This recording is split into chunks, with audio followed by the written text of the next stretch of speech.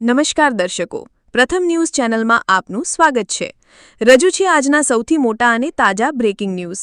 ચાલો શરૂ કરીએ આજના મુખ્ય સમાચારો સાથે। ઇન્દોરમાં ઓસ્ટ્રેલિયાની ક્રિકેટર્સ સાથે છેડતી મામલે ભાજપ નેતાએ ખેલાડીઓનો જ વાંક કાઢ્યો, કહ્યું સૂચના વિના બહાર ન જવાય। અમદાવાદમાં મોડી રાતથી વરસાદી માહોલ, ગુજરાતમાં મોટાભાગના જિલ્લામાં ભારેથી ભારે વરસાદની હજુ પણ આગાહી। દિલ્હીમાં હવાનું પ્રદૂષણ ઇમરજન્સી લેવલને પાર, રાજ્ય સરકારના પ્રદૂષણ નિયંત્રણના દાવા પોકળ, AQI 430 નોંધાયો। પાકિસ્તાન સરહદે ભારતનું ઓપરેશન ત્રિશુળ, રફાલ ટેન્કો જહાજો તૈનાત કરાયા। ઉત્તરાખંડમાં પ્રવેશતા અન્ય રાજ્યોના વાહનો પર ડિસેમ્બરથી ગ્રીન ટેક્સથી પર્યટન રાજ્યને વર્ષે ₹100 કરોડથી 150 કરોડની આવક। રેર અર્થ માટે પ્રમુખ ટ્રમ્પના દક્ષિણ એશિયાના 4 દેશો સાથે કરાર, અમેરિકન પ્રમુખ ડોનાલ્ડ ટ્રમ્પ 5 દિવસના એશિયાના પ્રવાસે। ટ્રમ્પના ટેરિફ છતાં ભારત દુનિયામાં સૌથી ઝડપથી વિકસતું અર્થતંત્ર રહેશે, વર્લ્ડ બેંક ડેટોઇલ પછી હવે IMFને પણ ભારત પર વિશ્વાસ।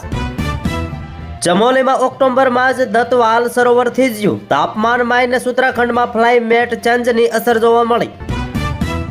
રશિયાએ વિશ્વની સૌથી ખતરનાક મિસાઇલનું પરીક્ષણ કર્યું, પરમાણુ શસ્ત્રો લઈ જવા સક્ષમ મિસાઇલે નાટોની ઊંઘ ઉડાડી। ભૂકંપના ઝટકાથી 4 દેશો હલી ઉઠ્યા, પેસિફિકના કોરના સમુદ્રમાં 6ની તીવ્રતાનો ભૂકંપ। હું હજી થાકી નથી, કમલા હેરિસે 2028ની US પ્રમુખપદની ચૂંટણીમાં ઊભા રહેવાનો આપી દીધો સંકેત। જો શાંતિ મંત્રણા નિષ્ફળ જશે તો અફઘાનિસ્તાન સાથે ખુલ્લું યુદ્ધ થઈ જશે, પાકિસ્તાન સંરક્ષણ મંત્રી ખ્વાજા આસિફની ખુલ્લી ધમકી। મારો સમય બગાડવા નથી માંગતો, યુક્રેન અંગે પુતિન સાથે મંત્રણા કરવાની ટ્રમ્પની સીધી ના। મહાગઠબંધન સત્તામાં આવશે તો વક્ફ કાયદો કચરાપેટીમાં ફેંકી દઈશું, મુસ્લિમ બાહુલ્ય વિસ્તારમાં બોલ્યા તેજસ્વી યાદવ। અમેરિકા ચીન પર લાગેલો 100% ટેરિફ હટાવાશે, સ્ટોક બેસ્ટને કહ્યું, બંને દેશો વચ્ચે સહમતિ। છત્તીસગઢના કાંકેરમાં 21 નક્સલીઓએ કર્યું આત્મસમર્પણ, AK-47 રાઇફલ સહિતના હથિયારો પણ સોંપ્યા। દક્ષિણ ચીન સાગરમાં રહસ્યમય દુર્ઘટના, અડધો જ કલાકમાં અમેરિકાનું ફાઇટર જેટ અને હેલિકોપ્ટર બંને થયા ક્રેશ। ચિંતાજનક સ્થિતિ, ગુજરાતમાં 21% બાળકો પ્રી ડાયાબિટીક, દેશની સરેરાશ કરતા બમણું પ્રમાણ।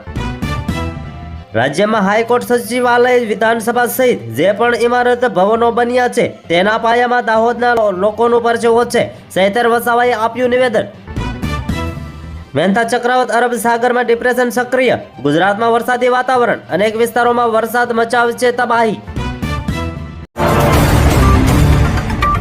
આ હતા આજના મુખ્ય બ્રેકિંગ ન્યૂઝ। વધુ સમાચારો અને અપડેટ્સ માટે જોતા રહો તમારા ન્યૂઝ ચેનલ। અમને સબસ્ક્રાઇબ કરવાનું ભૂલશો નહીં અને બેલ આઇકન દબાવો, જેથી તમને નવા વિડીયોની નોટિફિકેશન મળતી રહે। ફરી મળીશું નવા સમાચારો સાથે। શુભકામનાઓ।